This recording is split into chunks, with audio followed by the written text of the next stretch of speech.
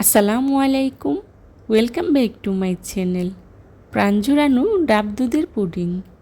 এটা বানানো খুবই সহজ আর খেতে অনেক মজার হয়, আর সেই সাথে অনেকটাই এনার্জি দেয় এই পুডিংটা। এই পুডিংটা বানানো খুবই সহজ, অল্প উপকরণেই খুব সহজে তৈরি করে নিতে পারবেন এই রেসিপিটা। আশা করছি আমার আজকের এই রেসিপিটি আপনাদের কাছে খুবই ভালো লাগবে। যদি ভালো লাগে তাহলে অবশ্যই একটি লাইক দিয়ে পুরো ভিডিওটি কন্টিনিউ করবেন প্লিজ। প্রাণ জোড়ানো ডাব দুধের পুডিং বানানোর জন্যে এখানে আমি নিয়েছি একটি কচি ডাব, আর কচি ডাব থেকে পানি বের করা খুবই সহজ। আমি একটি ছুরির সাহায্যে এভাবে ঘুরিয়ে ঘুরিয়ে পানিটা বের করে নিব। এখন পানিটা আমি একটি বাটিতে নিয়ে নিচ্ছি। এবার একটি ছাঁকনির সাহায্যে পানিটা আমি ভালো করে ছেঁকে নিচ্ছি। আমার ডাবের পানিটা ছেঁকে নেওয়া হয়ে গিয়েছে। এখন এর মধ্যেই দিয়ে দিচ্ছি 1 চা চামচ আগার আগার পাউডার, আর দিয়ে দিচ্ছি 1/3 কাপ চিনি। চিনিটা আপনারা আপনাদের পছন্দ মতো কমিয়ে বাড়িয়ে দিতে পারেন। এখন ভালো করে মিশিয়ে নেব। মেশানো হয়ে গিয়েছে। এবার চুলার আঁচটা মিডিয়ামে রেখে ভালো করে জাল করে নেব। খুব বেশি জাল করার দরকার নেই, 2-3টা বলক আসলেই নামিয়ে নেব। আগার আগার পাউডারটা যে কোনো তরল পদার্থকে জমাট বাঁধতে সাহায্য করে। এভাবেই অনবরত নেড়ে ছেড়ে জাল করে নিতে হবে। আমার জাল করা হয়ে গিয়েছে।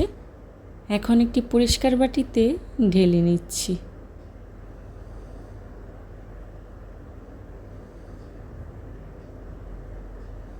তারপর নর্মাল ফ্রিজে 10 মিনিটের জন্য রেখে দেব।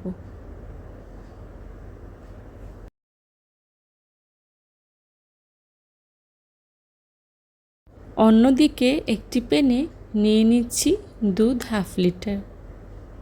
এর মধ্যেই দিয়ে দিচ্ছি আগার আগার পাউডার 2 চা চামচ, আর দিয়ে দিচ্ছি চিনি 1/3 কাপ। চিনিটা আপনারা যে যতটুকু মিষ্টি পছন্দ করেন সেই পরিমাণেই দিতে পারেন। আমি এখানে 1/3 কাপ দিয়েছি। এখন সবগুলো উপকরণ একসাথে খুব ভালো করে মিশিয়ে নিব।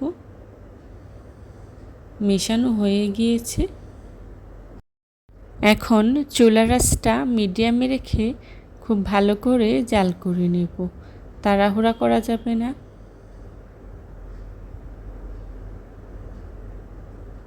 অনবরত নেড়ে চেড়ে দুধটাকে আমি খুব ভালো করে জাল করে নিচ্ছি।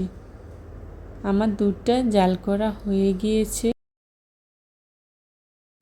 খুব একটা জাল করার প্রয়োজন হয় না, 2-3টা বলক আসলেই নামিয়ে নিব। আমার দুধটা জাল করা হয়ে গিয়েছে। এখন চুলা থেকে নামিয়ে নিয়েছি। অন্যদিকে ডাবের যে পুডিংটা তৈরি করে রেখেছিলাম, এখন সেটাকে আমি পিস করে কেটে নিচ্ছি। দেখুন আমি কিভাবে কেটে নিচ্ছি।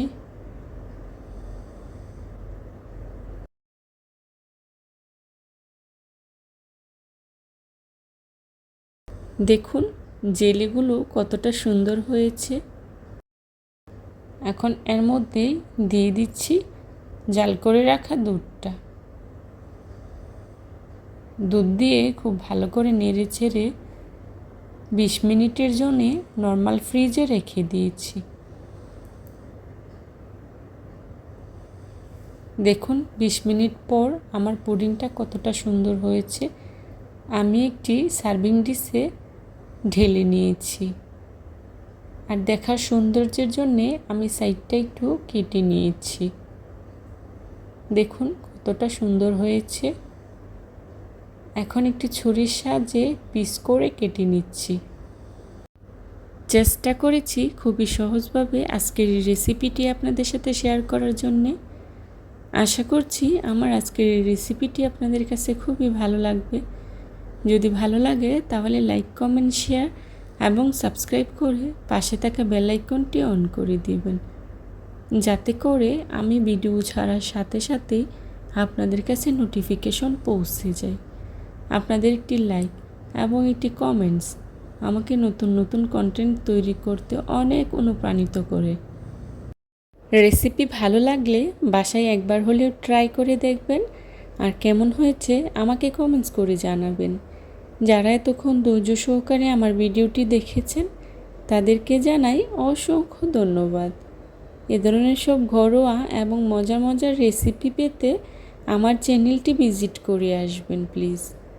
পরবর্তী রেসিপি দেখার আমন্ত্রণ জানিয়ে আজকের মতো এখানেই বিদায় নিচ্ছি। সবাই ভালো থাকবেন, সুস্থ থাকবেন। আল্লাহ হাফেজ। আসসালামু আলাইকুম।